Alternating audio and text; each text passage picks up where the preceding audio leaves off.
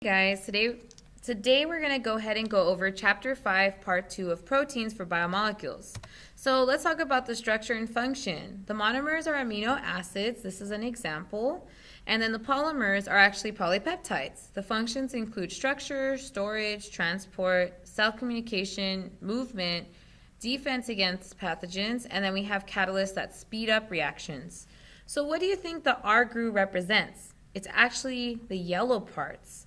Each R group represents a different amino acid. So can you count how many amino acids are there? In class, we're going to break this diagram down just a little bit more. So here's some examples in your book. I invite you to check them out sometime. They're actually really cool. But for now, we're going to move on. So is this an example of specific binding? Do you think that this right here will go ahead and fit in this enzyme? I would say this is definitely an example.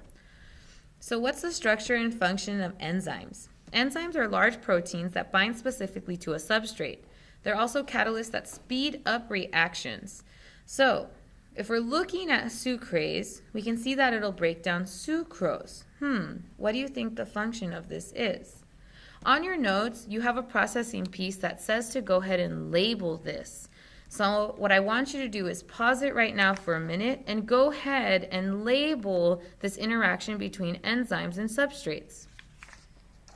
We're going to go ahead and move on now. So how does the sequence of amino acids affect a protein? The sequence of amino acids determines a protein's 3D shape, which determines its function. We've talked about this theme of structure and function in AP biology before. All proteins are built from 20 amino acids.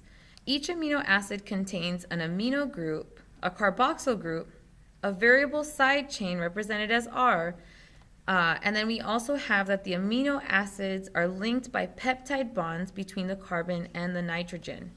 So we will again break this down more once we get into class. If you'd like to give it a shot, you can definitely go ahead and try and label the amino group, the carboxyl, and the side chain of the amino acid. You can circle each of the amino acids in the polypeptide, and we'll break the rest of it down in class. So how do side chains determine a protein's 3D structure?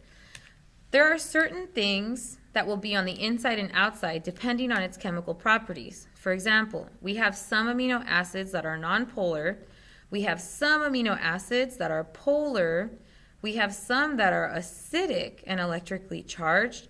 And we have some that are basic and electrically charged. So we will definitely go over this processing piece in class a little bit more.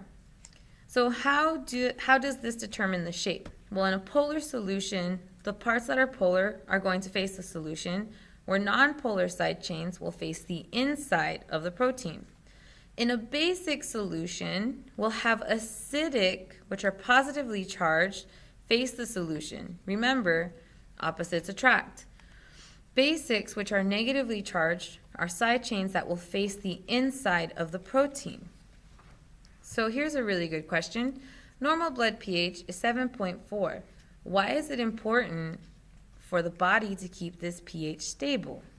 We'll learn more on how acids affect proteins in class when we do our on-hands activity, excuse me. So here's a really good little processing piece that I know you have in your notes. It says, in a polar solution, will the side chains of the following amino acids be found on the inside or the outside? And over here it says, in a basic solution, would the side chains of the following amino acids most likely be found on the inside or the outside of the protein? Go ahead and answer these, and we'll review the answers in class. So can you predict how these amino acids will join together? If you said dehydration synthesis, then you are correct. And we can see that the water is leaving. This is going to go ahead and create a peptide bond. We will be building this with our molecular model kits in class. How are amino acids joined to form polypeptides? Amino acids are joined together by dehydration synthesis. This forms a peptide bond between the carboxyl group of one amino acid and the amino group of another. Peptide bonds can be broken by hydrolysis. So In the below picture, we can see that this is a ribbon model. This is one way to represent a protein. And then we also have the space-filling model of lysozyme. These are the same proteins, but they're just represented in different kinds of models. So what gives them these funky little shapes anyway? Well, we're going to learn that in a second.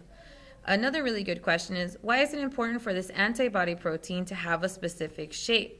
So if I'm looking at this antibody protein, we can see that its area where it's going to bind has a specific shape. And then we're looking at this antigen of the flu virus, and it seems that our antigen is capable of pairing with this so it can defend the body. So what would happen if the flu protein mutated? Would the body be able to recognize the virus? The answer is it wouldn't. So our body would have to adapt to it and so that it can learn how to protect the body. Let's go ahead and keep going. So there's 4 levels of protein structure. Primary is a sequence of amino acids and it looks like beads. Secondary are coils and folds in the polypeptide backbone made by hydrogen bonds. Tertiary are 3D shapes caused by interactions between side chains in the environment. So as you can see, it's like a mixture of coils and a mixture of these folds. Quaternary is when we have multiple polypeptide chains form a single protein. So what gives polypeptide its primary structure? Well, it's a sequence of amino acids and it's determined by the DNA. So this is a really good question. How could a mutation in DNA affect the primary structure?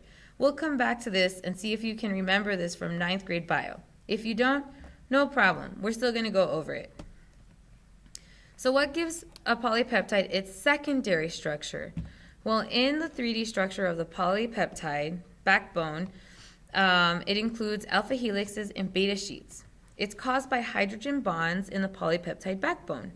So how do you think a primary structure could affect the secondary? Well, we'll see when it comes to a certain disease. What gives a polypeptide its tertiary structure? Tertiary structure is the 3D shape of a polypeptide. It's caused by interactions between side chains. R group interactions include strong covalent bonds called disulfide bridges, ionic bonds, hydrogen bonds, and hydrophobic interactions, and van der Waals interactions. I know this says label each type of R group interaction in the polypeptide below, but we're actually going to go over this in class.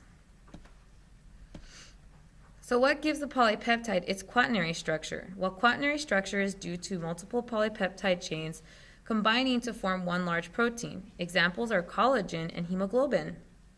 So let's talk about how one single amino acid can actually cause sickle cell disease. This is a healthy puffy blood, and as you can see, this one is a distorted shape. So in primary structure, one amino acid can change due to a single DNA mutation. And in secondary and tertiary, that one amino acid, since it's different, is going to cause the polypeptide to fold differently. And a hydrophobic or nonpolar side chain is going to be exposed to the outside as so. The quaternary structure ends up having hydrophobic parts that stick together, so right here, causing the subunits to form long fibers. And this is going to affect the red blood cell because it can't carry oxygen that well. So long hemoglobins end up sticking together in the red blood cell and give it a sickle shape. And so as we can see, this is how just one amino acid being wrong can cause such a painful disease.